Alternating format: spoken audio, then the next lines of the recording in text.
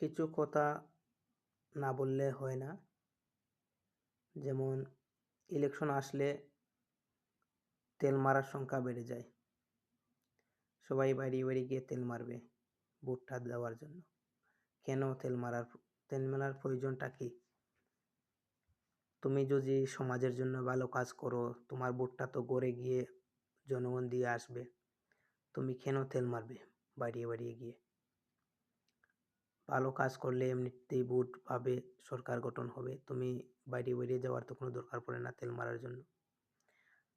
আমার গ্রামের কি উন্নতি হয়েছে? এখন তো সরকার চলছে, ৬-৭ বছর হয়ে গেছে। আমার গ্রামের কি উন্নতি হয়েছে আমি দেখতে পারছি। কেন তুমি তেল মারবে? তুমি ভালো কাজ করে যাও, তোমার ভোটটা তোমার গড়ে গিয়ে আমরা দিয়ে আসবো। তোমার তো তেল মারার কোনো প্রয়োজন নাই ইলেকশন আসলে।